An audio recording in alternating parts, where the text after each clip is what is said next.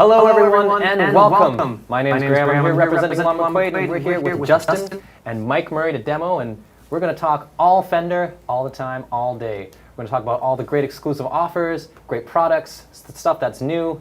Also with us, you can finance for 12 months, 0% for any product that's over $1,000. You can finance for 6 months for any product under $1,000. So really great deals going on. We also have 2 contests that we hope you'll be a part of. The first one is where we pit two guitars against each other. Vote for your favorite one for a chance to win that one. More details on our page. And lastly, an online contest. Simply just send us an email to fender21@long-mcquade.com. Include your full name and the nearest Long McQuade address for a chance to win. So first off here, we have the Fender American Pro 2 Stratocaster. And this is roasted pine, so they're trying some new things here. Really, really beautiful finish. It's got some really nice details on it. In the back, it's got this beautiful contouring on the neck heel to make it easier to access these lower frets here. It's got the Fender V-Mod 2 pickups, which feature magnets that are specific to each string, so you get the maximized quality out of each individual string. It's also got this new thing called the push knob, which is right here. You push it in, and it activates this neck pickup. So what that allows you to do is get some telly sounds by having the bridge and the neck pickup. And you can also do that Brian May thing by having all 3 pickups on at the same time by having that on. So let's hear a little demo of this. See what it sounds like by Mike Murray. Yeah. Thank you. Let's check it out. So the pine is cool. Like, is this a new thing for this year that they're doing? Like just this year for pine, or have they been doing this for a while? They've done a few models in pine, but this is like the first like streamline model where you can Gotcha. buy a few of them. Well, let's check it out, shall we?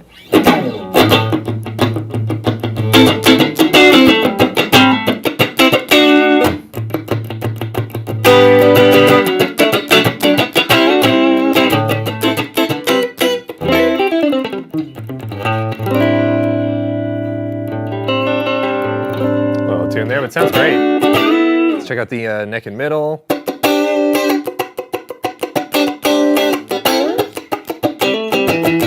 That sounds great.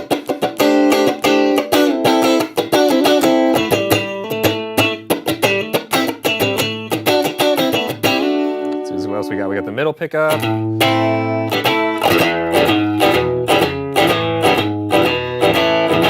That sounds great for that sort of thing. Very like lots of like. It's great. It's got really good bite. Like it sounds fantastic. Go back, bridge and middle, right? Yeah.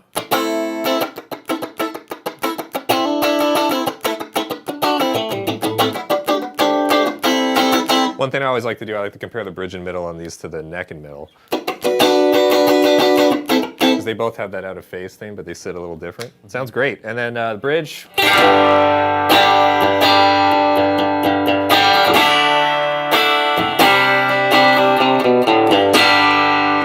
Yeah, I love it. This thing sounds great. And I guess we should probably Just see if try we can get this. some telly sounds. So let's see, that's, yeah.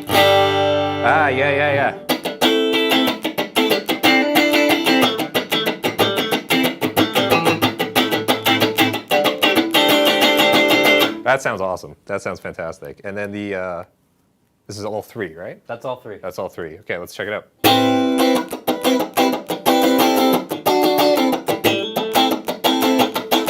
Yeah, it's got a little like of a more mellow thing going on. It's very cool. Yeah. Should I try it with some of the other gear that we have here? Maybe. Sure, yeah. So we're, thank you for that, Mike. That was awesome. So we're going to talk a little bit about the rig that Mike's using over there. So we have the Fender 68 Custom Vibrochamp Reverb. This is kind of a reissue, but also kind of not, of the old Vibrochamps from the sort of late 60s into the 70s. So it's got the silver face panel. It has the 69 drip edge, kind of look to it. It is 5 watts, as all good champs are. So single 6v6 in the output stage. You still get the tube tremolo, which was the feature on the Vibrochamp specifically.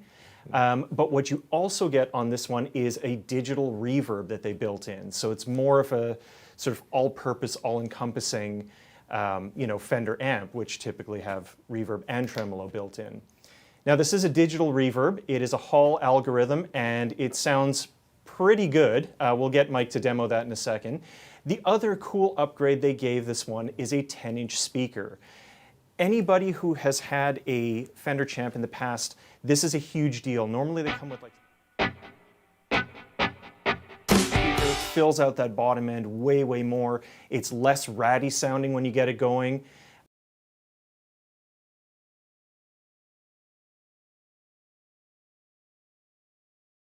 And he's going to let you hear it. Let's do it. Okay, on 10, bridge pickup.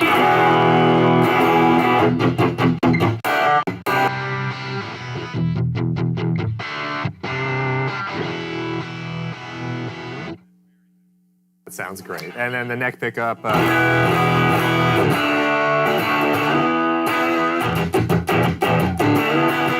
almost got like the fuzzy thing going on. It's so great. It sounds so awesome.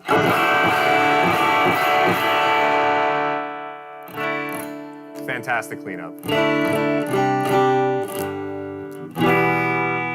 I almost like that clean sound better with it cranked and the guitar dialed back. That's awesome. Should we go through like some of the effects maybe? Sure, yeah. Why don't you show them what the reverb's all about? Yeah, so the reverb, I don't know, let's put it on like 3 to start.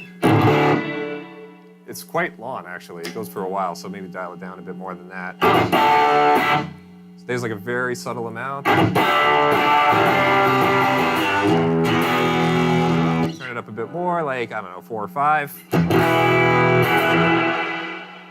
Wow. So if I go to like lawn trails, really cool. And we got the tube tremolo, right? Yes, indeed. Okay, let's try it out. Like speeds at like 4. Let's do speed and intensity both on 4.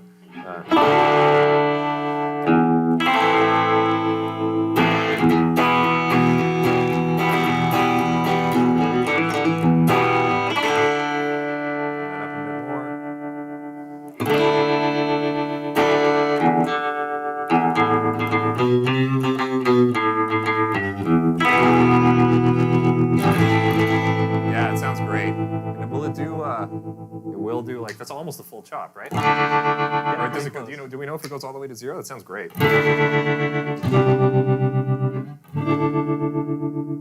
So it doesn't go all the way to 0. This is a really unique circuit that's unique to tube tremolos, tube-driven tremolos. That basically what they're doing is they're shutting the output tube on and off as you're playing. So it sounds a little bit more like a triangle wave or sine wave as opposed to a hard square wave chop that you get on like a deluxe reverb or something like that. And is that different from the way that they were made back in the day? No, that's very much how the original Vibrachamp was made. Is the sort of tube-driven oscillator that will shut the output tube on and off.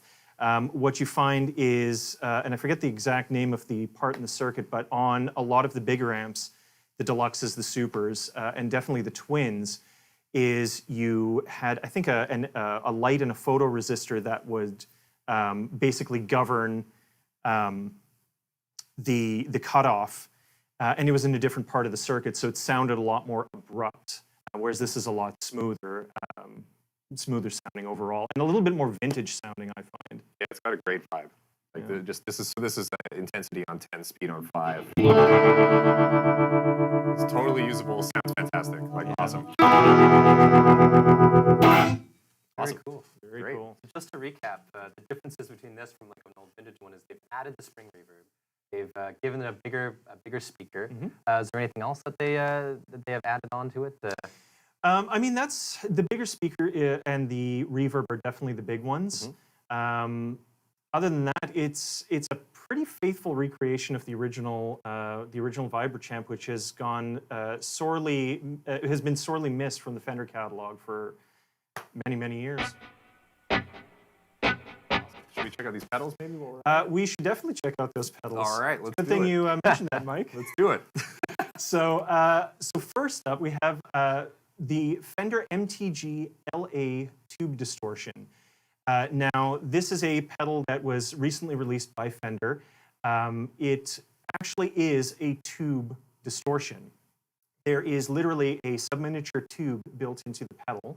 Subminiature being, I mean, most of you folks out there have seen like, you know, preamp tubes or whatever. They're probably about that big, like a couple inches tall. These are even smaller. These were used in military gear. So the old style computers that still needed tubes, things that were in, you know, control panels, sometimes in military hardware on the ground, things like planes and tanks, I guess. But they're designed to withstand basically battlefield conditions. So they're super, super durable. It is totally okay to put one of those in the pedal. And thank goodness it is, because it sounds great. So since it's got that subminiature little tube in it, how does the sound differ from using like, you know, like a regular 12AX7 or something that you may find more commonly in like amps, for example? Well, it's going to be a different sound either way. The one that they have in here is a 6205. It's a new old stock tube, so they haven't made these for decades. These were, like I said, built for old military hardware. So it's a pentode, which is a totally different design than a dual triode that you'd find in, you know, like a 12AX7 or an AT7 or something like that.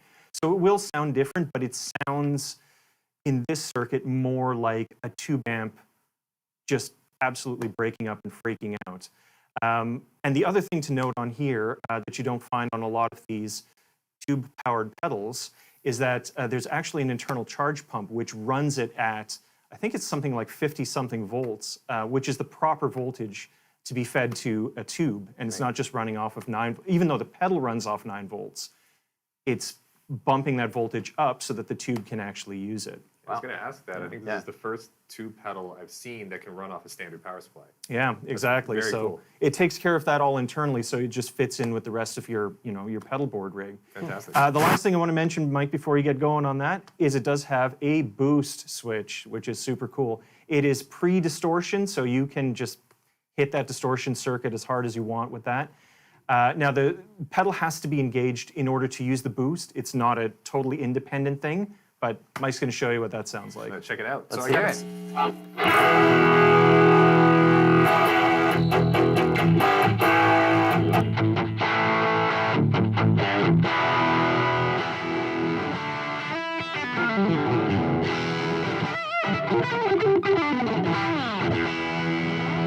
no boost, and if we put the boost in for some extra.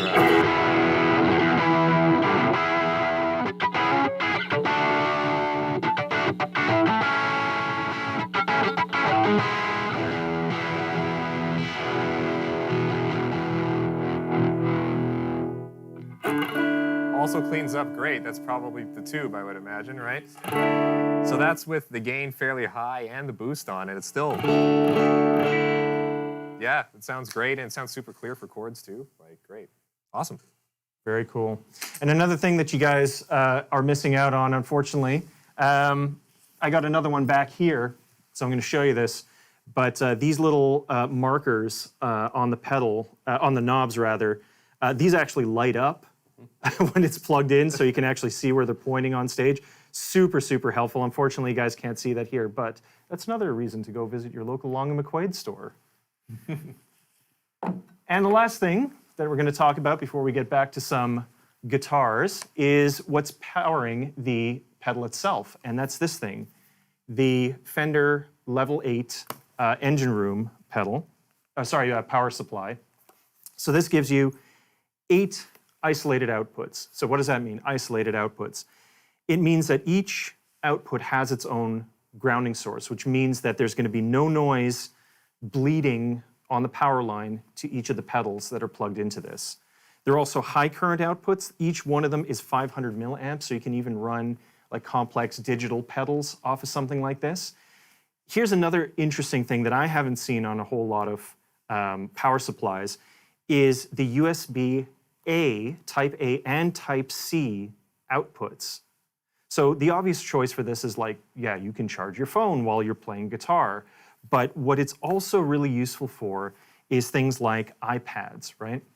So if you have like lyric sheets or sheet music or whatever on your iPad, you can be powering it off this and not have to worry about your battery on the iPad going dead, or any other tablet for that matter. The other thing that's really cool about this is you can use it for, creatively for some other sort of non-conventional effects processors. For myself, there's a product called the Korg NTS-1, which is a digital effects engine that has all sorts of cool reverbs, delays, modulation stuff built into it. But the problem is it's powered by USB only. So utilizing it with this in conjunction with other, traditional pedals, you can totally do that with the Level 8 engine room from Fender. Oh. Another cool thing about that is it comes at a pretty affordable and competitive price at $259.99, which is totally competitive with other things that are on the market. Mm-hmm. Yeah, the amazing amount of outputs that you got on it, it's a really, really solid deal. Absolutely, yeah. Cool. All right.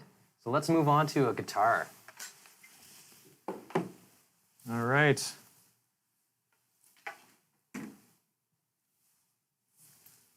All right, so this right here is the Fender 75th anniversary commemorative Telecaster in a gorgeous bourbon burst finish. This is pretty much, for the most part, the spec that you're going to find on like an American Pro 2 in terms of like the cutaway in the neck heel, the rolled edges on the fingerboard, things like that. But what's really, really cool about this particular model is they've used ash wood, which is such a rarity on Fenders nowadays. Ash is becoming very, very hard to find. So companies like Fender are switching to using pine. So there you go, Mike. Yep, that's why they're using pine. Yeah, there you go. So these ones are still going to be built with ash wood, which is going to give you just that classic brightness and the classic spank that we all know from, the 50s Telecasters. This has a deep C maple neck. It has custom shop twisted telly pickups, which is also really cool. So what you're getting here is a low output neck pickup and a high output bridge pickup. And I mean, let's face it, everybody loves a high output bridge pickup in a Telecaster, right? That's what we all live for. It does have the compensated brass saddles. It has a little bit of a cutaway on the ashtray bridge, which you can't see too clearly, but if you've ever played a Telecaster, a lot of them have these sort of edges on the bridge that come up, and some people don't find them quite comfortable. Some people say it blocks their pick. No such problem on this one. And it just looks gorgeous with the gold hardware and everything. Locking tuners, this thing's awesome.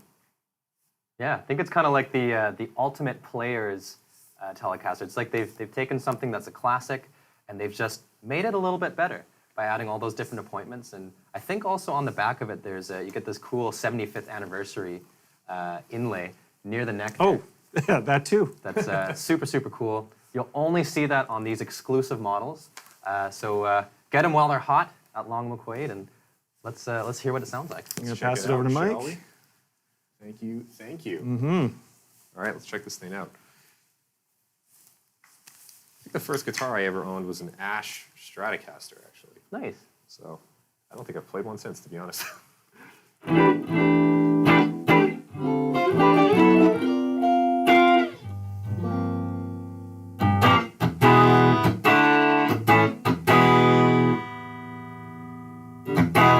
Yeah, its next pickup sounds good. Let's check out this hot bridge pickup, though. That's what we're Do here it, for, right? yeah. So that's the amp on 5.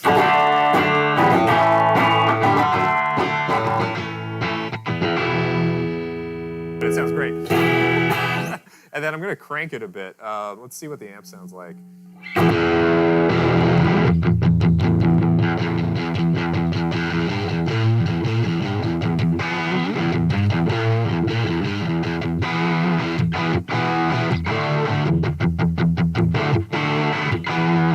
That sounds so good. Let's back it off a bit more, maybe like 7, I guess, and let's see. That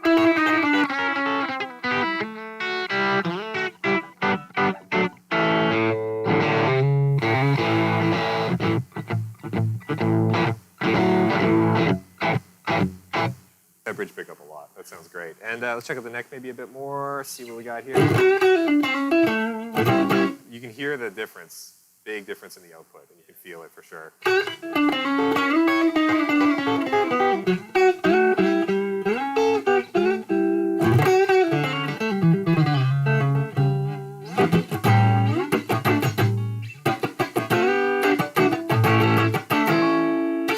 Yeah, it sounds great. And of course, we got to do the middle pickup.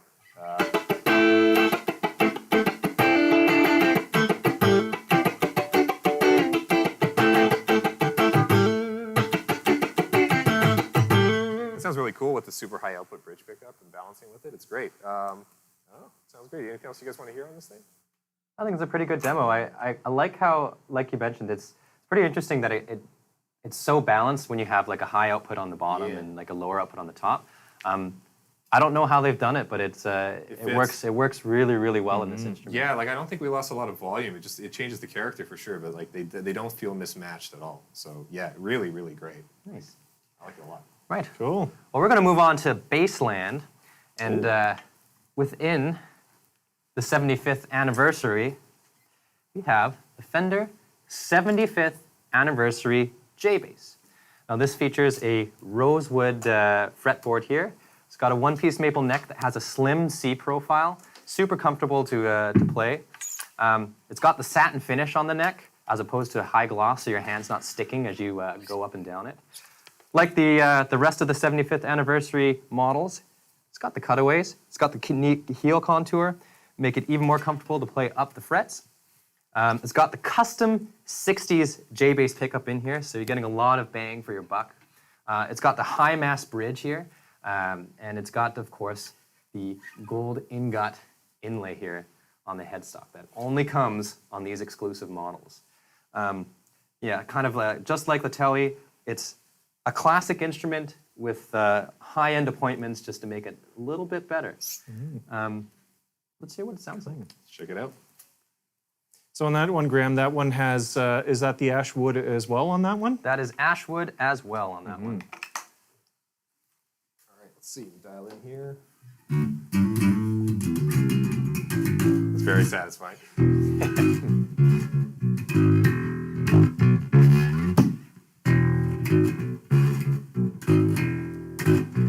It's the neck pickup, right? I think we'll switch to the bridge.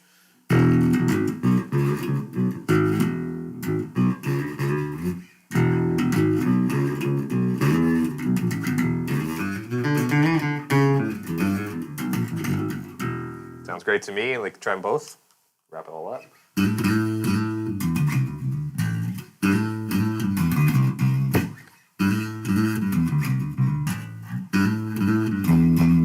Awesome. Sounds great. Now, there's one thing. I have a bass player friend of mine. He found out I was doing this. He insisted I try something with a pick. So Let's try it. Let's hear it. Let's try something to with the a purists pick. out there, but here we go.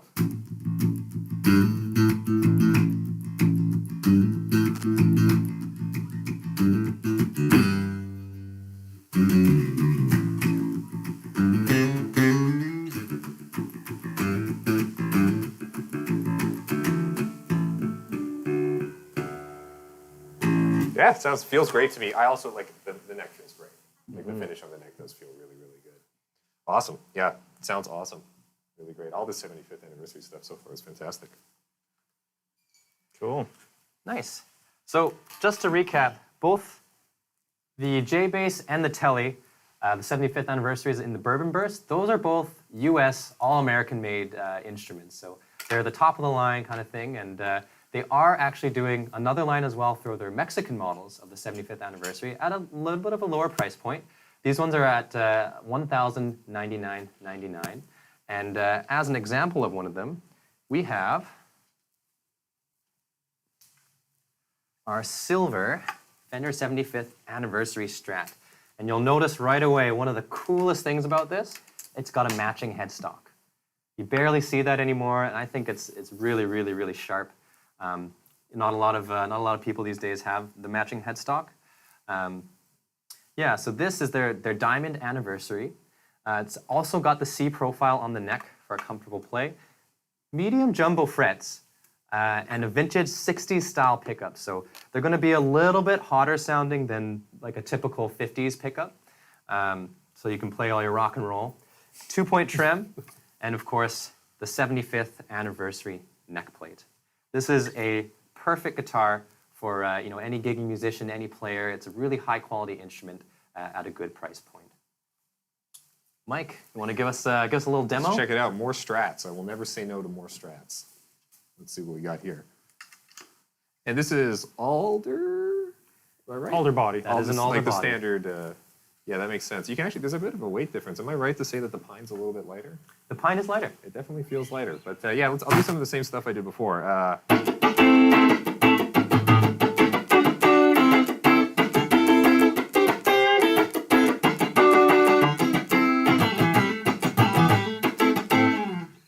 Grab the neck and middle.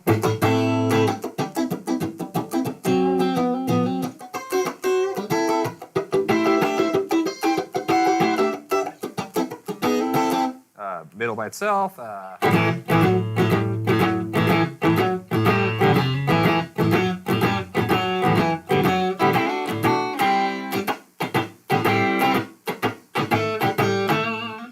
Middle and bridge. Let's check that out.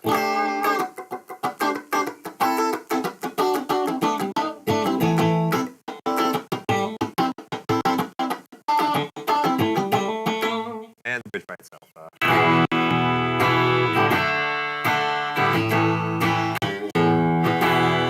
I've been hitting these all pretty hard, but like you can get, you're surprised like, you get some pretty nice clean tones out of that bridge pickup too. I don't know about you guys, but for me, I feel the immediacy of those 60s pickups like right away. It's definitely tighter sounding than the pine one. It's just a little bit more like Yeah. I can hear this fitting in a mix with a little bit less massaging. Yeah, it's than very, the pine like, one. Yeah. Focused maybe is a good word for it. Definitely. Let's throw the distortion pedal on and let's check it out a bit. But yeah,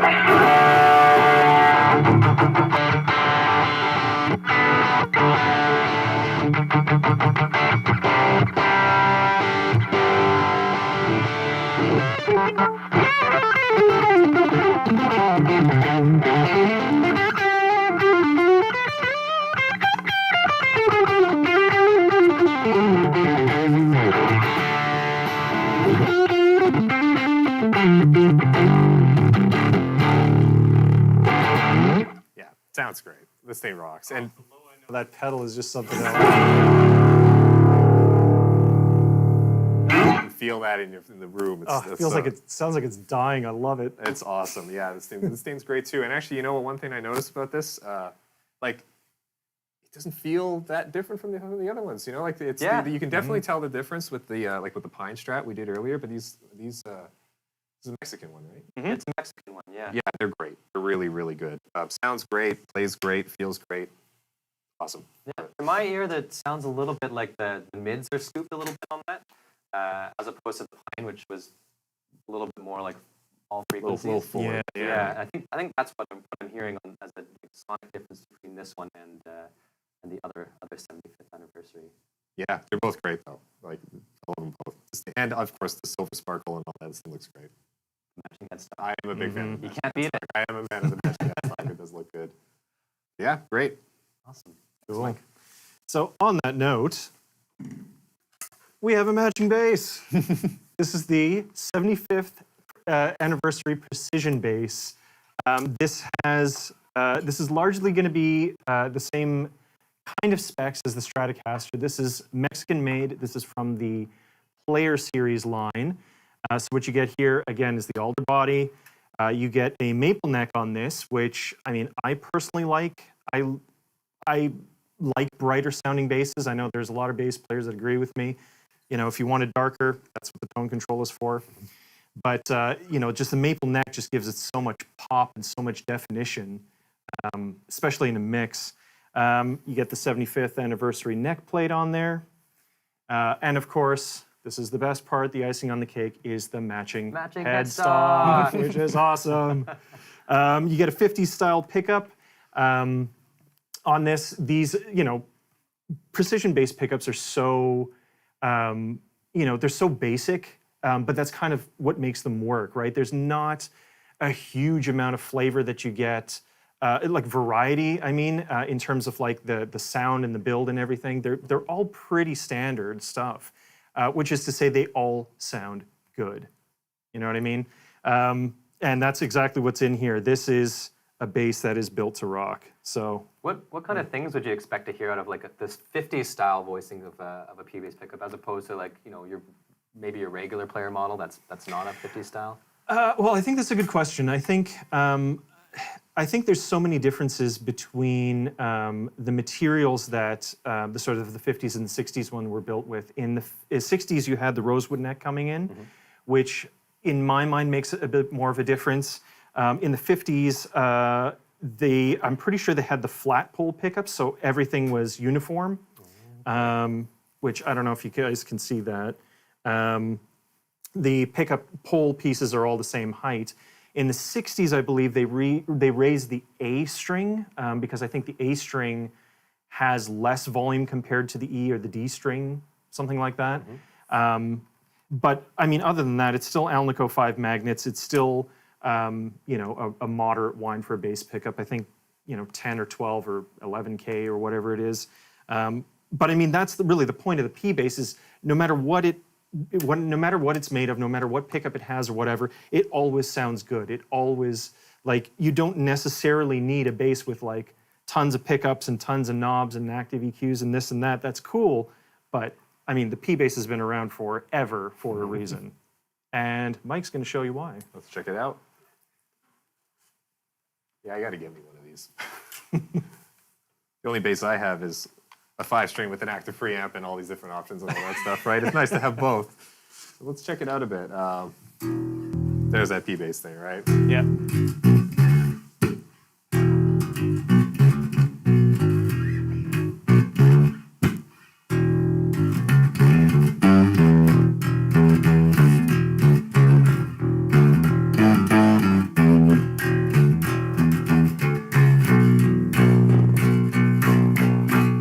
Let's grab the pick a bit.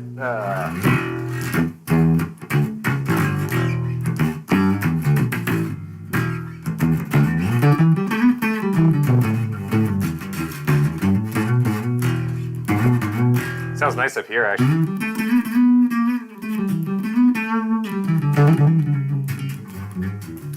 Good bass for a guitarist. Yeah. That sounds good up there. We need more bass vibrato. That's what we need. Yeah, we need more of that in our lives, right? Let's try darkening this a bit, and let's see what that sounds like.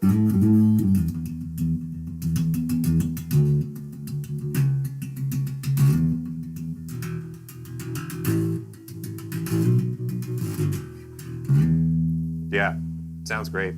Both of these, actually, both this and the other one, they're like super clear, super pop, like they're really like pop out with the maple neck. Yeah, there's definition in the notes. It sounds great. Really, really clear. I wonder, actually, you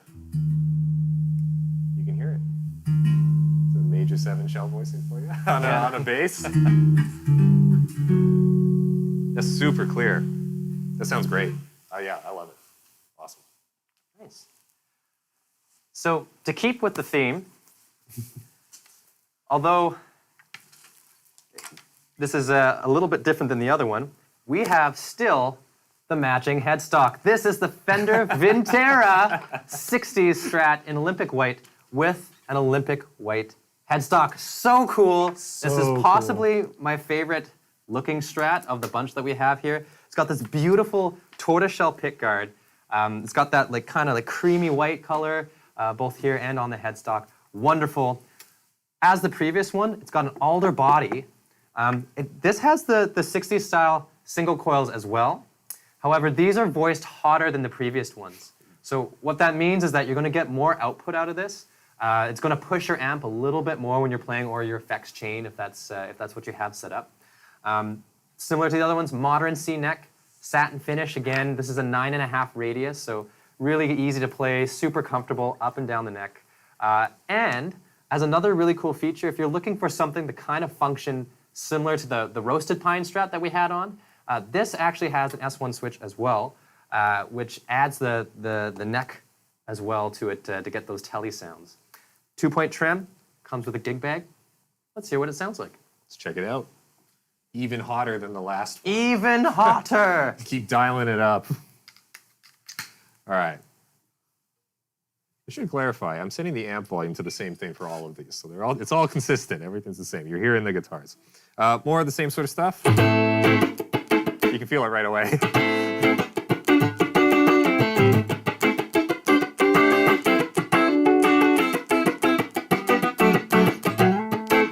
Check neck and middle.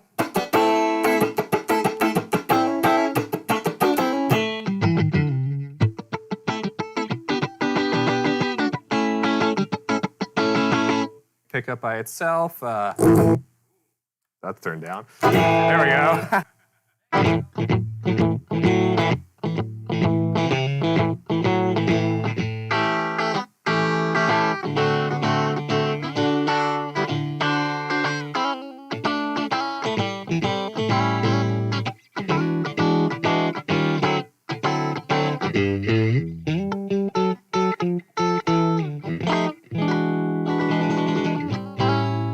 Let's do bridge and middle.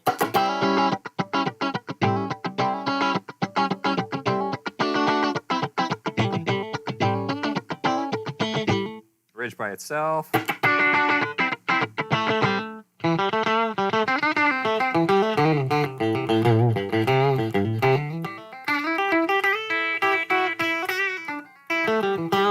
Yeah, nice and stingy, but like not to like take your head off with the thing. But of course, if it's the high output one.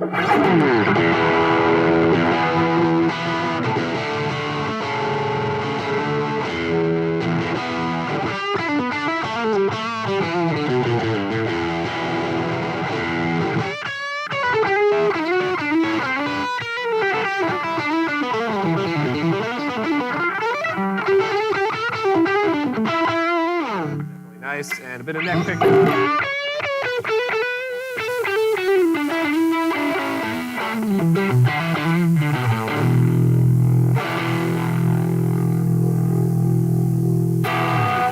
Less bass than the last one, I think, but not in a bad way, in a focused way. So it sounds. This is definitely the hottest one. This is definitely the Those highest. pickups are definitely hotter. That is way definitely hotter, and they're like, way. I think they're further backed off in the strings than they were on the other ones too. So like, Maybe, yeah. you could get like even more output out of this, I think, if you wanted it. Yeah, this thing rocks as well, and yeah, they all feel good. They all sound great. Like, you know, pick your Strat. Awesome. And I apologize. I think they're actually on this particular model. There is not the S1 switch. Oh yes, I don't I see. have made a mistake, but still sounds great. It's I got love the- it. I think it's great. This would be like your Malmsteen Strat, I think. Like if you want, you know, people who play like hard rock on single coil guitars. I think Yeah. this would sound great. Works really, really well with distortion, as you just heard. Yeah. Really good on a dimed amp. Just a beautiful, beautiful instrument that they've made at an affordable price. Yeah, fantastic. Now, it should also be said that this guitar is unique to Long McQuade.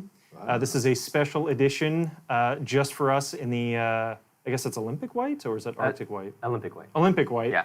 On that with the matching headstock. So you're only going to find this at Long McQuade. That's so you right. should definitely head down to the store, head over to the website, buy these, buy some for your aunts and your uncles and your nephews. Just buy them all. Buy a matching pair with matching headstock. There you go. All right. So, Mike, I'm going to need your assistance on this because the next item we're going to talk about is the Mustang Micro, which is over by Mike. We have it all hooked up. Should I use this? I may as well use this guitar. Yeah, you can continue using that. Sounds good to me. So, this is a product that hit the market, I want to say a little while ago. Before you hook it up, Mike, do you want to show the Yes. camera what it looks like? Check this It out. is, yeah, it's super tiny. We can't get any closer than that, but basically it's a little headphone amp that plugs directly into your guitar, kind of like the Vox amp plug, but this thing is loaded with features. This is all digital, by the way. It has 12 amp models, each with an adjustable EQ. It has 12 effects models with modifier, so you can, I guess, adjust the rate of like the tremolo or the depth of the chorus or what have you. It has an internal battery that recharges via USB, which is awesome. But speaking of USB, it has a USB-C port on it. So the Type-C, the little small one that comes on most phones and your MacBooks and everything. Now, what this port does, apart from charging the battery, is really interesting. This can function as an audio interface. So you can record directly to your computer or your iPad or whatever, just connecting the Mustang Micro directly to the computer. This is Wow. huge. That's this amazing. is super huge, yeah. A lot of digital amps, you'll find like the Fender, the Mustang LT25 or the Marshall Code or whatever else is out there, they have USB ports on them. which is all well and good, but to find an audio interface on something this small that's meant for like really practicing is super, super cool. The other port that's on there is a headphone port. It is wired headphones only. It doesn't do wireless headphones, unfortunately, but that's cool. It's all good. It does have Bluetooth input. So you can stream music to it from your phone or from wherever and jam along with it. It is super, super awesome. And Mike's going to show you how super awesome it can be. Let's check it out. And I'm hearing it through the headphone mix on this as well. So this is a good example of how you might actually use it.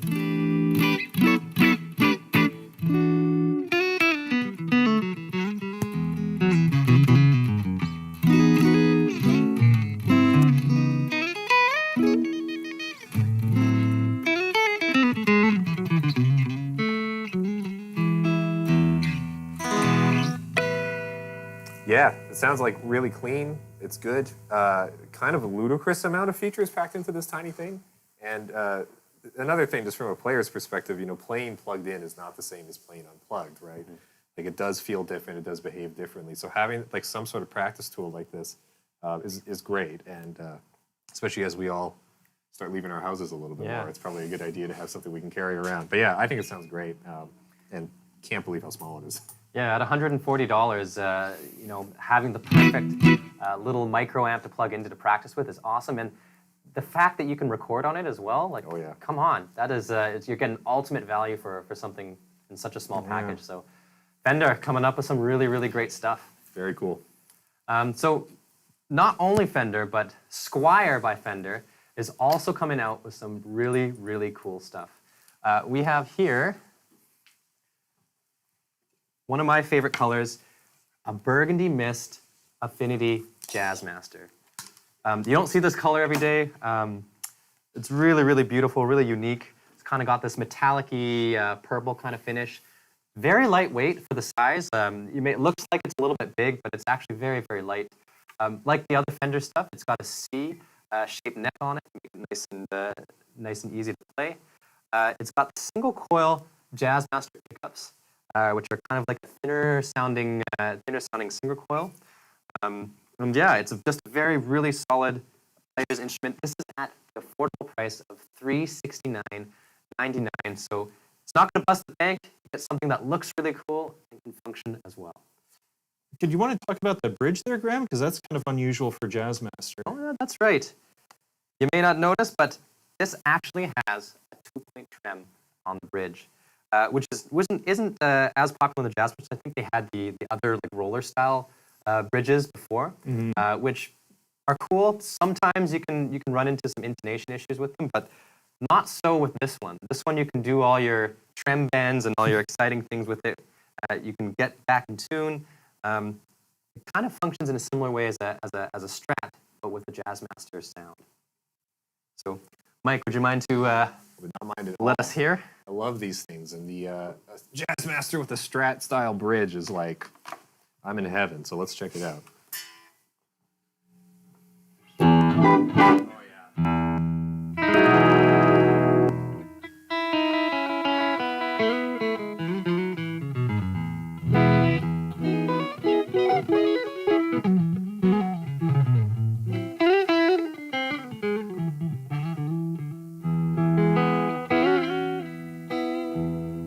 Pickup. Now, it's probably worth noting, too, this one doesn't have all the extra Jazzmaster switches and stuff, right? It's very, very straightforward, which to me... minimalist for a Jazzmaster. Yeah, but to me, that's a good thing. I like those. I like using those switches, too, but like there's something great about being able to plug it in and get that Jazzmaster feel if you don't necessarily want or need all the other stuff, right? Yeah, something to be said about the simplicity of just having that three-switch toggle switch on it rather than having the buttons.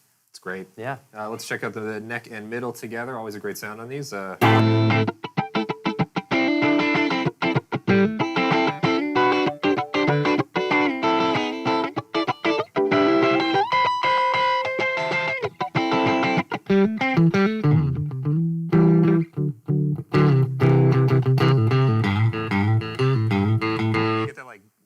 You call it bell-like? What would you call that sort of attack on these? Plunk to it. Yeah. Get that awesome.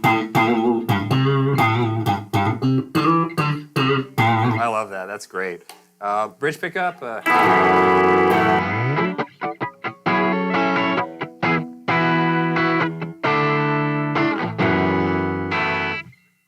least trebly of Fender's bridge pickups. Is that like, fair to say on the Jazzmaster? Like I've always This found one these, for sure, yeah. I've always found, I think this one especially, I've always found them like very sweet sounding bridge pickups on these things. But of course, let's see if we can change that.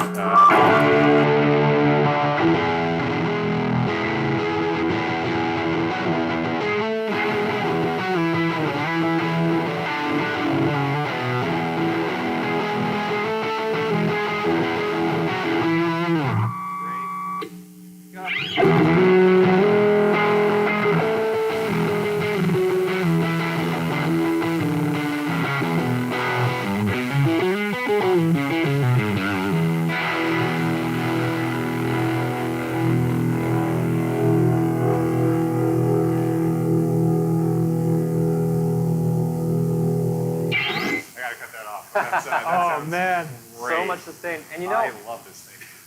we've said it about the other guitars, and I think one of the things that Fender has done really well is really perfect the voicings of the pickups, because to my ear, like so far, all of these pickups have sat in a sonic range that is going to sit well in a mix, is going to sit well with the band, which is really, really incredible at every price point to have an instrument that can function that way is awesome. Yeah, I wouldn't change any of these. I wouldn't change any of these pickups. They're all fantastic. What always amazes me about Fender too is how they essentially have the same formula for every guitar, right? Bolt-on maple neck and an alder body or an ash body.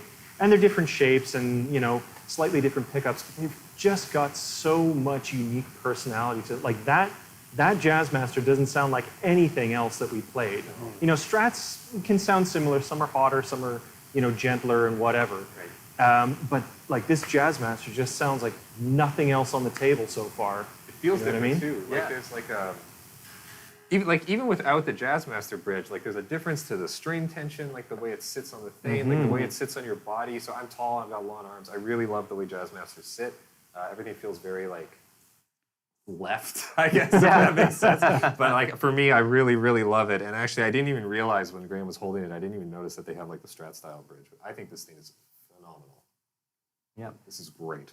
Yeah. Really Beautiful, great guitar. functional guitar at an affordable price. I agree on the finish, by the way. This is like It's awesome, it's right? One of my favorite Burgundy finishes. Love Mist, Burgundy man. Mist. Bring that man. back, please. It's so Do great. more. More Burgundy Mist. Awesome. Yeah, love this thing. All right. So next one we got up next is the Squier FSR. Where is it?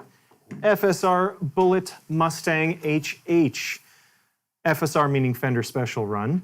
So this is typically stuff from their normal lineup that they do like special finishes on or different color combinations of the pickguard and the body and everything. This has the competition stripe. This is one of right. this is yeah. See, Mike knows. Yep. This is one of those things that Fender, like you guys got to do more of this. Matching headstocks, competition stripes on everything. This is awesome. This makes it look so cool, and of course it makes you go faster. It does. Yes, right. Come on, gold and black. Right, Such a like good that's combination. a great combination right there. Beautiful. So let's get down to the personality of the guitar, not just go by looks because we're not that shallow here. So this is a Fender Mustang. This has the Mustang guitar, I should say. This has two humbuckers in it, which is kind of unusual for Fender. Fender is more of a single coil kind of party. But they went with the humbuckers. They want a more rockin' sound for this. Totally cool. I'm on board with that. The interesting thing about this guitar is that it has a shorter scale length. So what do I mean by scale length? Scale length is the distance. I'm going to try to show you on the monitor here. The distance between the bridge and nut. So Fenders have a distance of 25.5 inches. That's pretty much standard across all their stuff, except for the odd model here and there. This is on their guitars. On the Mustang, you get a 24-inch scale, which doesn't sound like a lot, but it changes the feel of the guitar entirely. This is more like the scale length you would find on a Gibson product. The frets will be slightly closer together. It'll have a slinkier feel. It'll be a little bit looser, the strings, just because they're not stretched out as far. This coupled with the humbuckers is going to give it a really kind of raw, sort of loose, bendy, rock and roll kind of feel to it. So at $259, this is a great starter guitar, especially for like smaller like kids and stuff like that, because the frets are closer together. But also, this is a great second guitar if you're a Fender person who loves their single coils and doesn't necessarily want to splash out on its, like a expensive dual humbucker guitar to get a different sound. This right here is your ticket. This is awesome. Let's do it. Rock and roll. So this thing is clearly wanting to be a rock and roll machine. So let's just get straight to the rock with this Mike, one. because of the racing stripe, we're going to ask you to go faster. I will try and go a little bit faster.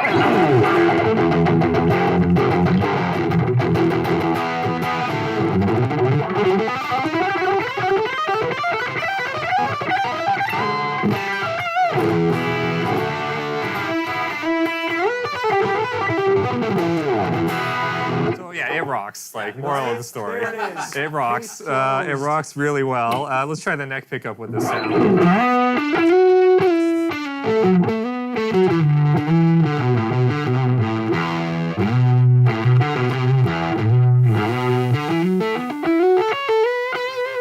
It sounds great, and yeah, the scale length. I find it changes the way I think and play.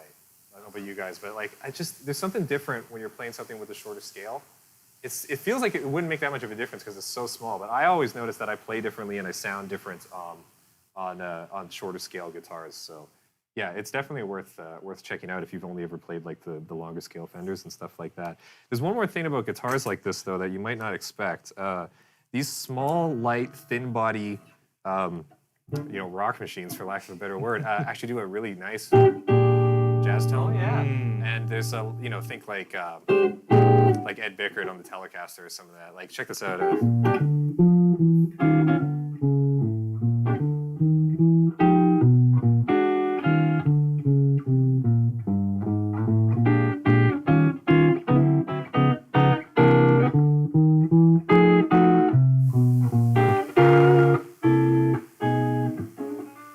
They're just big and warm, and yeah, it's not what you would expect. The racing stripe maybe not the jazziest thing in the world, but yeah, it's really great jazz tone, and for the price, I think this is again great. Like, what did you say it was? $249? It is. It is. Let's find out. Let's find out. It's $259. That's still not bad. No, that's great. Honestly, that's a great price for something like this. It's super comfortable. I like it a lot, and it's like the small body. It would be kind of nice to carry around something this small. Yeah, Totally. You have on stage, not bumping around with everyone on stage. Yeah. No, it's. Yeah, I'm into this one too. I've seen these forever. I've never actually tried one, so There you I go. like it a lot. Great. Yeah, I love how Squire's just doing all these really cool models. They look unique, they sound great, they're super affordable. On that same note, Squire has one of my favorite Squires to say, the Squire Esquire. Squire, say that 10 times fast. Squire. This is a pure-blooded rock machine. The Esquire is a Telecaster that features the single bridge pickup, which if you know Jeff Beck, his first guitar was an Esquire. I think he was playing with the birds. Yardbirds. Yardbirds, that's it. It's a yard. Some sort of bird. Some kind of bird. So it's that kind of guitar, but don't let that fool you. Just because it has one pickup doesn't mean you can't get a lot of different tones. And you might be surprised at how dynamic and how many different kinds of sounds and feel that you can get just from the single pickup. This, like the other one, has a C-shaped neck profile. Now, it's got a gloss finish on the neck, which is a little bit different than the other one, but really, really great look. You can tell by the double binding on here, and I personally love a double binding on a Telecaster. It just makes it look so classy. Kind of reminds me of a tuxedo almost, like you're playing like super schnazzy Absolutely. kind of tuxedo guitar. It's got narrow and tall frets, so a little bit different than the medium jumbos. Indian laurel fretboard. This single coil is actually it's an Alico magnet, so the stuff that all the good pickups are made of. Now this switch is interesting because you get 3 different unique tones from it. In both this bridge position and the top position, it takes out the tone knob, but one is like the darker tone, and the other one is like the brighter, bitier tone. So I'm not exactly sure what's going on in the circuitry. I imagine there's maybe like a capacitor in this position, and then this is just full-blown, simple, straight from volume pickup to the output here. 9.5 radius, and it's got the chrome barrel saddles. Lovely, lovely guitar. And Mike, would you mind to show us the would not versatility of this at Esquire, all. Esquire, Esquire, Esquire, Esquire, Esquire? Esquire, Esquire, Esquire, Esquire, or Esquire, Esquire, Esquire, Esquire.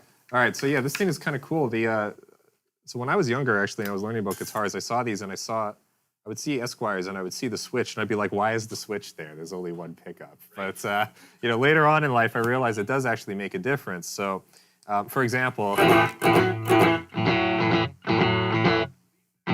yeah, so you can see there's the tone knob. That's the rawest, loudest, punchiest sound you'll get out of a guitar pickup is just straight to the output, I think. So if we put it in the middle position, which takes that away, that's with the tone knob, and you can see it's actually changed the tone even though I haven't touched the knob. But now I can roll it down if I wanted to. So again, here's just a comparison. The bright, super snappy, punchy, direct signal. And then here it is. Takes a little bit of the edge off of that, which is nice in and of itself. And then the neck pickup, I guess that's not the neck pickup. I guess that's the neck position. The neck position, I guess. Yeah. But yeah, it's very dark. And again, here's our sound again. We're like, you can get the darker tone out of a bridge pickup even. Yeah. But of course, Graham, you mentioned Jeff Beck. And I love Jeff Beck. Oh, so yeah.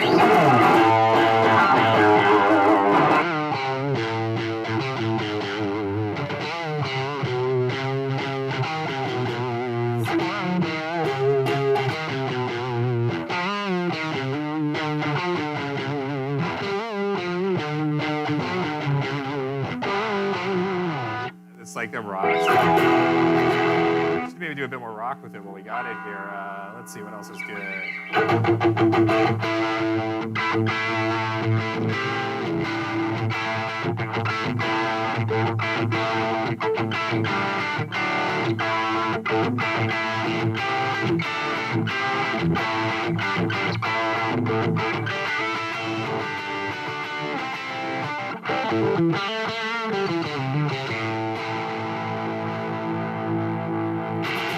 Yeah, it rocks pretty hard, and that was the bypassing the tone position, which I actually think that's what Van Halen's guitars had, if I'm not mistaken, because his first one, because he didn't know how to make it work. The Frankenstein. So the He had a volume control, but no tone control. So yeah, pretty much which is what's pretty going much on what this there, is, I yeah. believe, right? We still have we do still have the volume. So yeah, you can hear it. Like you get that extra bit of bite and punch just by going direct pass and bypassing the tone. I think it sounds really great on all three settings. Surprisingly lightweight too. I feel, anyways. Yeah. Sounds great. I think it's great that Squire has done something like this that's essentially like vintage correct. I mean, the original Esquires had that same switching configuration, which, you know, a lot of modern players might not get it or whatever. But that's how you would buy that guitar brand new in 1951 or whenever it is that they came out. And so for, you know, Fender's budget line to do something vintage correct like that, I think it's super cool. It's going to expose a whole lot of people to like the original format of the Esquire, which is the original format of the Telecaster, right? Yeah. It's just going to reach a much larger audience, and I think you know, people are going to go into it not knowing the difference or not knowing any better and just make that work. You know, I think that's awesome. That's exactly it. And you know, like we previously mentioned, just because it has one pickup doesn't mean you can't do a huge variety of sounds, as Mike clearly demonstrated. Tons of different tones on that thing, and you know, it's a real mojo machine, I think. So yeah, thank you for showing us that, Mike.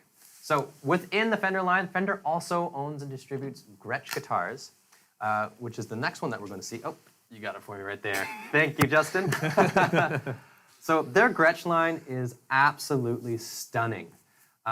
This is an ice blue metallic finish. This is the G2217. Couple really small things that I really love about this. The clear plastic gold speed knobs. And you may not be able to see it so well, but this pickguard's, it's actually like a translucent tortoiseshell. Super cool. Is? Yeah, which you don't see very often, but it makes it a little bit more classy. If you flip it over as well, you got two-tone, which is also super cool. You got this dark neck here, and you got the you know, the blue here, which you don't often see. binding all around, binding neck, binding on the body here. It's got the Broadtron humbucking pickups, which are different than your typical, like what you would expect from like a Gibson or a typical humbucker. They're going to sound a little bit more plinky, a little bit more like mids focused, mids oriented. If you think like players like Chet Atkins, that's the kind of sound that you get from these style of pickups. Neck shape, a little bit different than what the Fender and Squier has. As opposed to the modern C, this has actually got a U neck. So the U is going to feel a little bit different on the shoulder on this part here. And the radius of the fretboard is different as well. This is a 12-inch radius on this fretboard. It does feature a compensated wraparound bridge. So put it all together and you get this rock and roll jet streamliner from Gretsch. Let's hear what it sounds like. All right, let's check this out.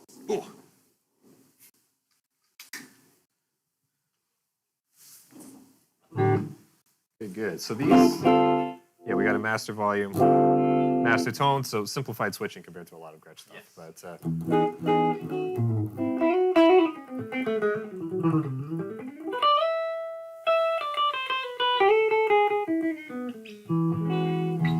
Definitely like a little more. That's the middle position. Here's the next.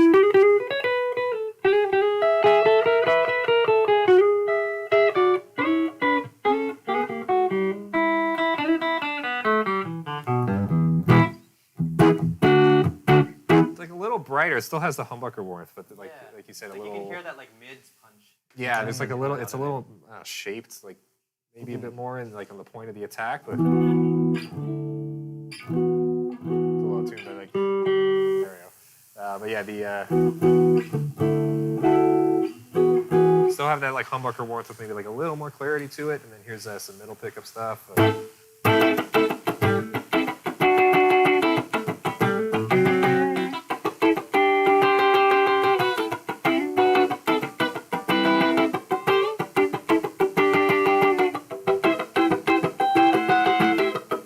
still get like that bright quacky thing. Obviously with the humbuckers, and then so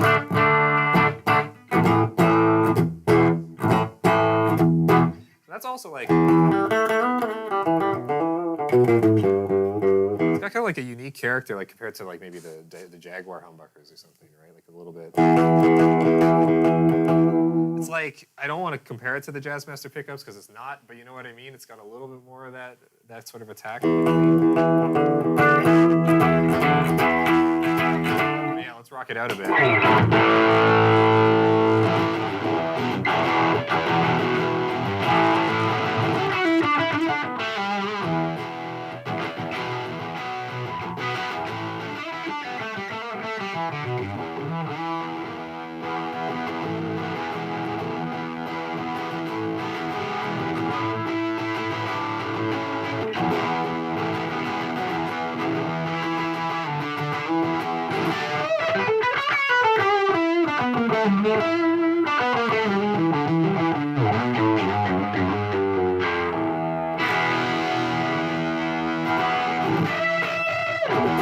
Yeah, rocks. Whoa, that sounds good. It's like really focused in the right spot. Yeah, Wow, I really feel it's kind of like more of an in-your-face kind of sound. Oh yes. Especially when it's distorted and bumped Yeah, up. like less of like the sizzly distortion.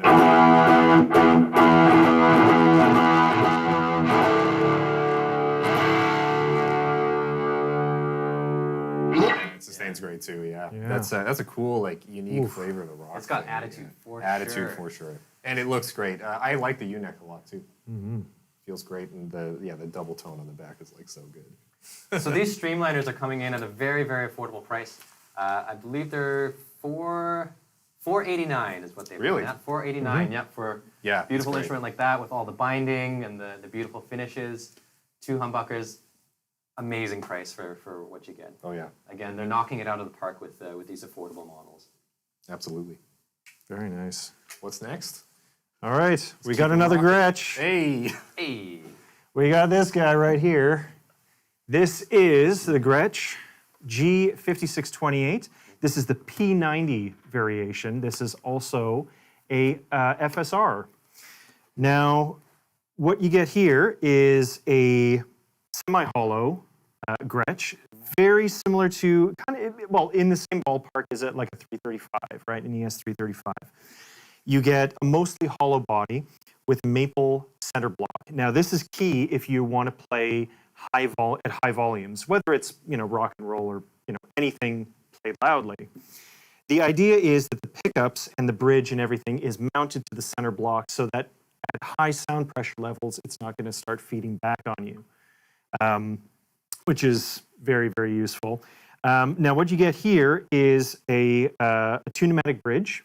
You get the V-tail piece. So again, very similar to what another company's got going on. Their name starts with G. But what they've done is they've differentiated it with this sort of like V-tail piece, which is really, really cool looking. And let's talk about these P90s. P90s are very different from other single coils. These are kind of, from a construction standpoint, a hybrid of a humbucker and a single coil. So they have a bar magnet underneath. They don't have like pole piece magnets like other Fenders.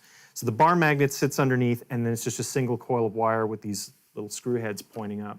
And what you get is the rawest, most savage, most awesome tone when it's distorted, and something really, really clear and throaty and mid-rangey when it's played clean.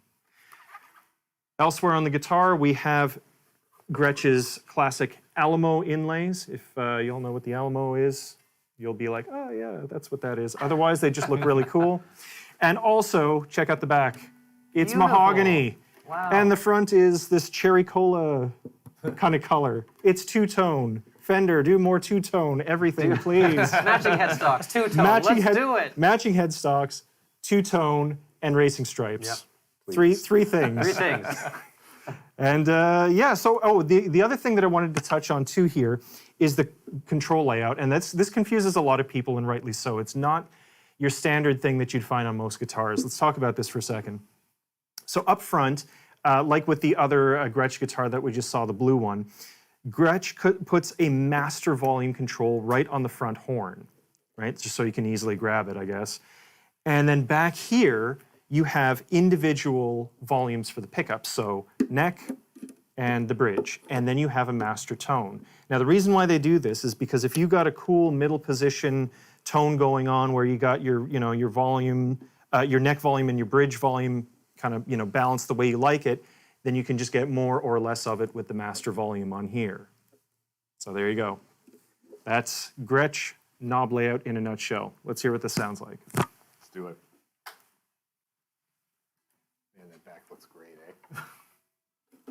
Oh, man. Okay, so, whoa, that's why. Okay, so let's start with the neck pickup. Make sure everything's all the way up. Let's see. Yeah.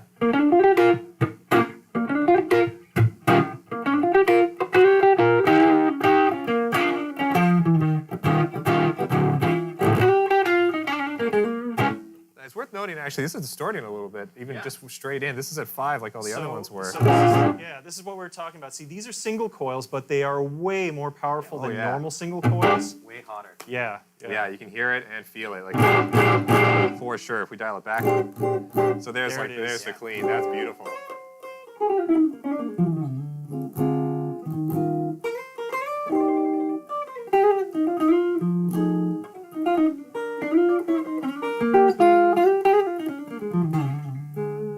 But yeah, that's you get a lot of range out of just that one setting.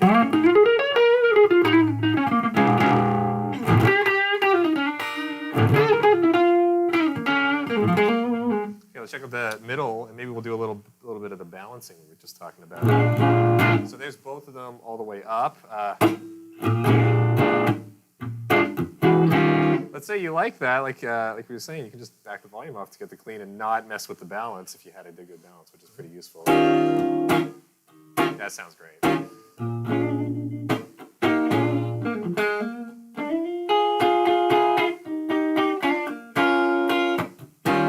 Maybe a little too much bridge. This is the bridge, I believe, right? Yeah. Oh no, it's a tone. Oh no, is that the bridge? There we go. I guess that is. There's the bridge. So if we go back to the middle, I'll back the bridge off a bit. So let's say like, I don't know, 50% bridge, 100% neck. Compared to just neck. Oh yeah, right? So you can kind of fine tune it by bringing in like the character of the bridge pickup, which is obviously a little brighter and snappier. So let's check that out a bit on its own.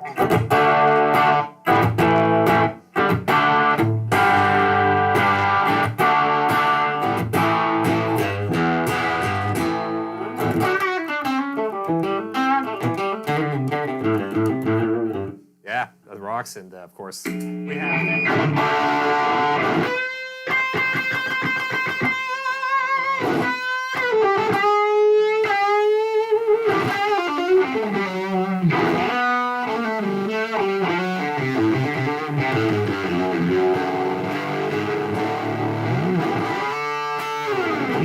Whoa, raging.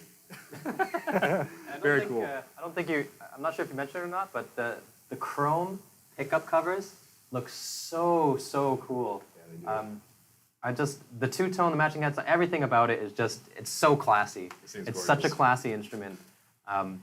Is this is a short run, right? This is one of their... This, I believe, is an FSR that was done. Now, I don't know if it's exclusive to Long McQuade, but it is a limited run in the two-tone finish. But I also believe in the P90s. I haven't seen too many of the P90 models around, Right.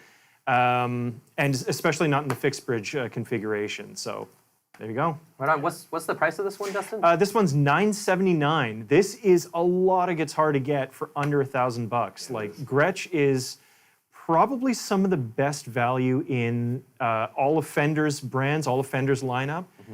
They have just ridiculous guitars available for not a whole lot of money. So definitely check this one out. Actually, another thing I just noticed now doing this, for me, the measure of a good electric guitar, especially semi-hollows, is the liveliness of it when it's unplugged. And Yeah, the acoustic sound of I it. do not know how much that's going to come through through the mic, but it's very rich unplugged. Like, it does not have a plinky sound at all. It's pretty, very nice. So, yeah, this thing's also cool. Very Amazing. cool. And I'm glad you mentioned the acoustics of that guitar because not only do Fender do electric guitars, but they also do acoustics as well. And we're going to show off one of the Gretsch models of their acoustic guitar. Very popular model. It's the Jim Dandy. It is this little guy right here. This is a really cute, small parlor-shaped guitar. Really good for the fingerstyle player. You're going to get a lot of like focused, kind of mid-range acoustic sound from this, as opposed to like a dreadnought style where you get a lot of bottom end. It comes in at a super affordable price. This is only $239. It's really well made. It's got X bracing. It's got this beautiful vintage sunburst, 24 scale length, C-shaped neck, rosewood fretboard, and the top load has a compensated saddle as well, so that the intonation stays in tune. Again, a lot of guitar for not that much money. Mike, would you mind to demo this acoustic for Let's us? check it out. So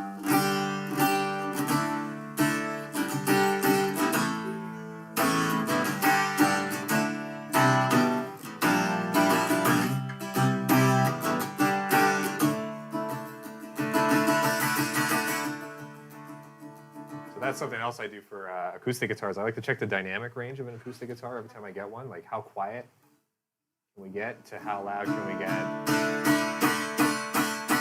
And for a small body, this is pretty good. Like, obviously, like the bigger guitars are going to be louder, right? So this thing projects pretty well for its size.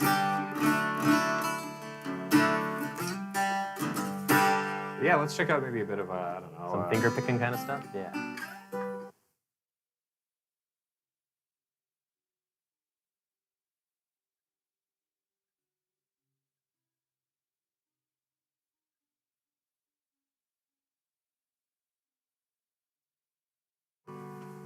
Yeah, great, very comfortable to play. It's good string spacing, which is important for the fingerstyle thing, right?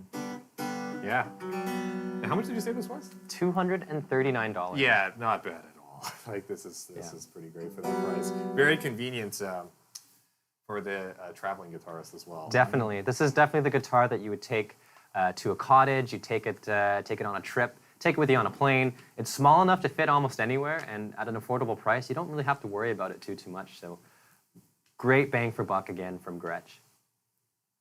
Awesome. What do we got next here, Justin? Oh, hey there. You just caught me hanging out with my friend here. The Gretsch G9110 concert ukulele. Everybody's hot for ukuleles these days. It's not hard to see why. These things are so small, so portable, and they're just so much fun. A lot of guitar players can get a little tripped up on it because it's pitched high, it's tuned slightly differently than a guitar, except that it's not. You kind of just have to think of this as like the top 4 strings of your guitar without the A and the D string, and then you kind of get your head around it. So this guy here is all mahogany build, mahogany neck, mahogany back and sides and top. This will be laminated mahogany construction at this price point. This is $189. It is beautifully made, especially considering how, like what the price point is on that. This has a cool design on the bridge, which I didn't notice. This has like a slotted kind of bridge, so it definitely makes it easier to restring these. Normally, you sort of have this flat bridge and you got to put the string through and then loop it back over itself and tie it off and this and that. Nothing like that here. You just tie a knot, you slot it in, boom, it's done. Now, for this price, this little ukulele also comes with a gig bag, which is super useful. I mean, ukuleles are built to travel, so it definitely helps getting something to sling it over your shoulder in right out of the box. Take it away, Mike. Let's do it. You know what I realized? I own this one. Oh, no way. Actually, this is my ukulele at home. There's actually. a vote of confidence. Yeah, I think it's, so it's just balanced, clean. Like sometimes, the ukulele, people think of it as a plinky instrument, but hopefully it's coming across that this one's just like...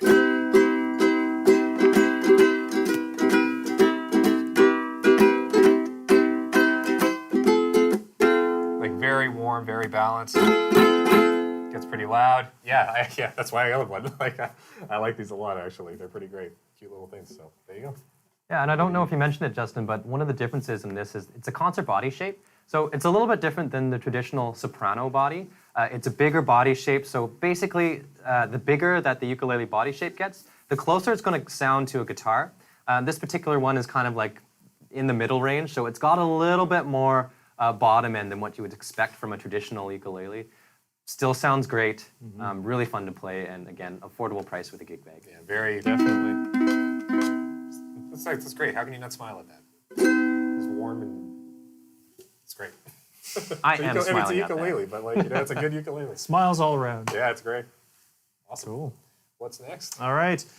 So let's shift gears a little bit. We went to acoustic land. We heard some nice, plinky Hawaiian music. Let's get back to the metal, shall we? Pedal to the metal. Oh, yes, here it is. Look at this thing. Okay. Folks, it's time for Jackson. This is the JS42 Randy Rhoads Ziracote, or Ziracote. I'm not sure how to pronounce that. I apologize. This is a Randy Rhoads Flying V. So you can tell because of the elongated top horn and the shortened bottom horn. If you guys don't know who Randy Rhoads is, I suggest you do your research. Normally, Flying Vs have 2 horns sticking out of equal size. Randy Rhoads, in his collaboration with Jackson, wisely chose to shorten that horn. It's just a little bit easier to manage, a little bit more streamlined, a little bit more fierce looking. This has a matte finished mahogany body. This is really interesting. This has a roasted maple neck. Now, you're going to see this appearing on a lot more guitars these days. I want to say Ibanez was probably the first to market with baked maple necks on production guitars, and thankfully, a lot of other companies are now starting to do this. This makes a huge difference. Maple necks are very bright, and they're very snappy, and they have a lot of definition. Baked maple brings out a slightly different character. I'm not even sure how to describe it. It's a little bit warmer. It's a little bit more. It definitely helps the stability of the wood, which is a great thing for Jacksons because the necks are so thin on Jacksons. These are shred machines and nothing but. So to have a nice stable piece of maple like this really, really, really helps. What you have here on the top is Zeracote or Zeracote, however you pronounce that. This is normally a decorative wood that you don't really find in large pieces like this, which is why this is kind of unique. To find a huge piece of this wood laminated on top, it doesn't do much for the tone, but it looks really, really cool. What you have here is a Floyd Rose, system here, and you have Jackson's ceramic magnet high output pickups. Enough talking, more rocking. Here we go. Let's put a. Let's put the bar in. Let's put the bar in first. Okay. Yeah. So this is the other thing with the Floyd Rose Gotta system. set the bar. You have to, yes, you have to set that bar. Here we go. Let's do it. I haven't played one of these since I was 18. Oh, man. An honorable mention, we are playing this now through the EVH head, which we will talk about a little bit later. Yeah, and this thing rocks, so let's see. Oh, yeah. Baby! All right, yeah, let's see what we got.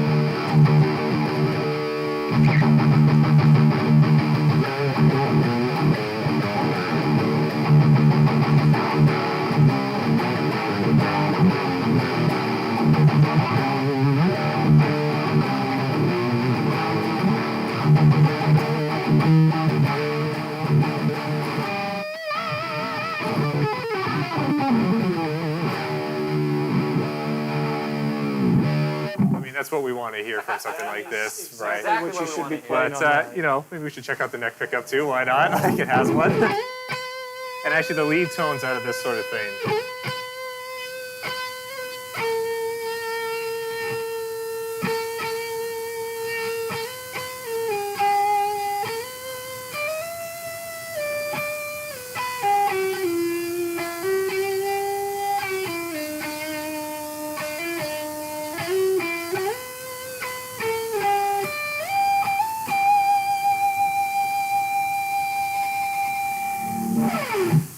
Great, you get like the liquid, the violin, I guess we call that, right? But it sounds great. Can you check it out with some tunes while we're at it? Cool. Okay, so interesting tuning, but I'm going to work with it.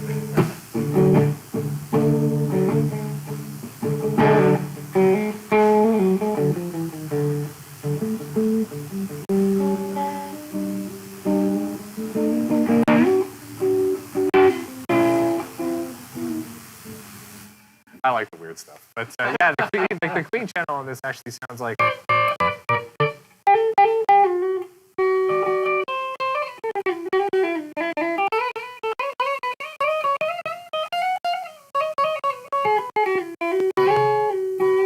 pretty nice. And you got the neck and middle together.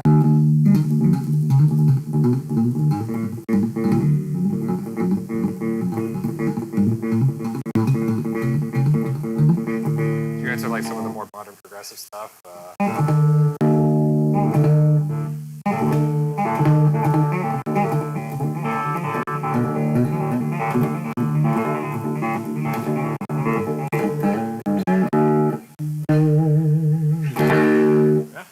little bit of cleans on the Randy Rhoads V. So very cool guitar. Before you give that up here, Mike, I just want to mention that if you'll notice, Mike's being able to play that guitar sitting down quite comfortably. Oh, yes. Sometimes with the Flying V, because of the V shape, it's a little bit awkward to play sitting down. Because this Randy Rhoads style has the shorter V on the one side, it's actually a lot easier to play sitting down. So it's a great all-rounder. Mm-hmm. Yeah, it is, and it does. I didn't even notice, but you're right. Like it sits very comfortably. If you use the in classical position at all, I believe that's why he designed it this way. You know? I believe that was, yeah. Randy Rhoads was a classical guitarist first and foremost before he joined Ozzy Osbourne's band in the '80s. So that that was probably one of the design cues that he gave to Grover Jackson when they designed this. Yeah. Yeah, makes sense because if you, like I said, if you play classical guitar, then this is like right at home for you. This is very similar. So yeah, great. Yeah, exactly. So on the same note, we have another Jackson as well. So this one is similar to the other one, except not the V shape. This is a lacewood top, also with the baked maple neck, which is great. I love that they're doing the baked maple. It feels great. It's more stable, like Justin said. It looks great. One thing to note, like on the Rhodes, this actually has binding that goes all the way along the neck, which sometimes you don't typically see on something that's an affordable price like this one. Now, it's got, similar to the other one, the high output Jackson pickups here, Floyd Rose trem system, and then just the simple three-way switch here to go in between. So you can get all kinds of rock and roll tone, mahogany body, thin neck. This thing comes out of the box, ready to go, full flamethrower mode. Mike, do you want to toss some fire? Let's do it. Trade you. This is the one you guys are going to have to rip out of my hands. It should also be noted that these guitars come in well under $700. The Lacewood DK that was just handed off there was $629. The Jackson Randy Rhodes there is $699. So a lot of guitar for the money. Yeah, awesome. All right, let's check it out.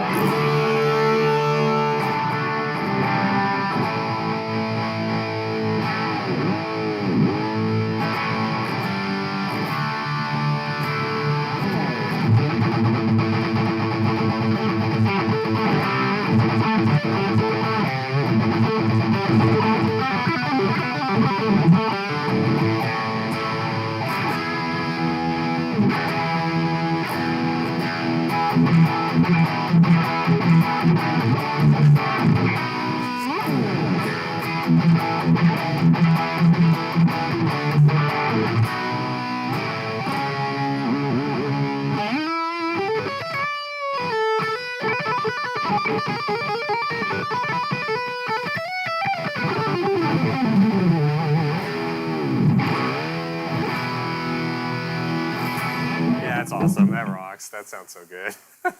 One thing I like about this, though, which goes to the amp and the pickups, check this out. You can actually hear the third in a major chord, right? So it immediately brings me to like the Van Halen stuff, like this kind of distortion where it's super, super high gain, but you can actually play clear chords through it.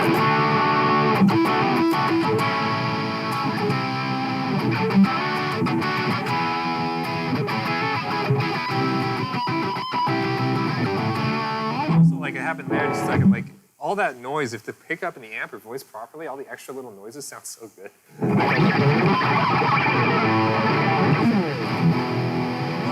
Alas, I must go to the neck pickup now because I would never leave the other one on my own.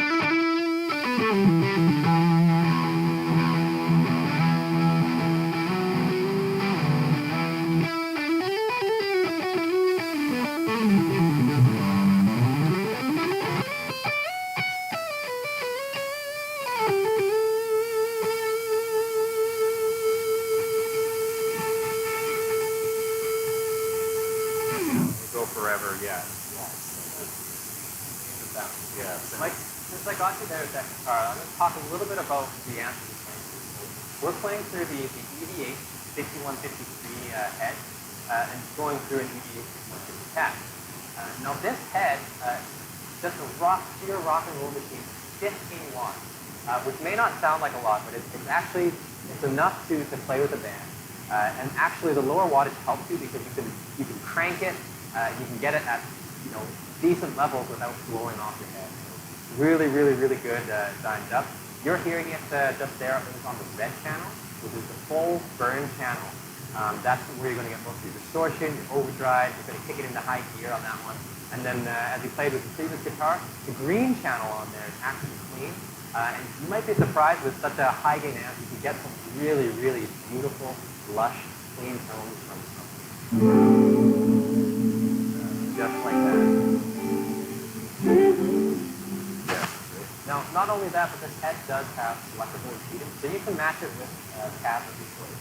It's got impedance that you can switch from 4 ohms to 8 ohms, 16 ohms. It's got adjustable bias control ports. It's got an effects loop. It's got a foot switch. This is powered by 2 BLE boards, 4 12 7. The rectifier in there is solid state, so you're not going to hear any of that sag. But all in all, this comes under $1,000, just like the guitar. I think it's pretty amazing that you get such a high quality product like this for $929. Absolutely amazing.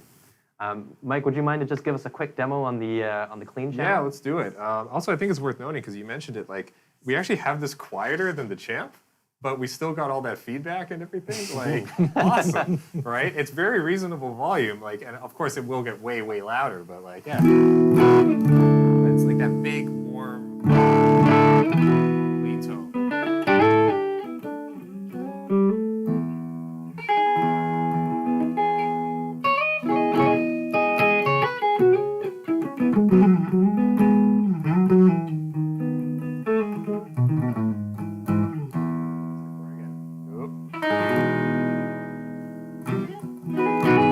Bridge pickup already. So it will crunch a little bit if you want. A little bit of hair on the clean, if you will, yeah. It's manageable. Well, that can be a good thing too, because I think a lot of people think that amps like this, you can't get some of those more vintagey distortion levels out of it, because obviously they're wired to, rip your face off. But you can a lot of the time on the clean channel. You can push it and get like a really nice. It feels weird doing this on a Jackson, but. Sounds great. Yeah.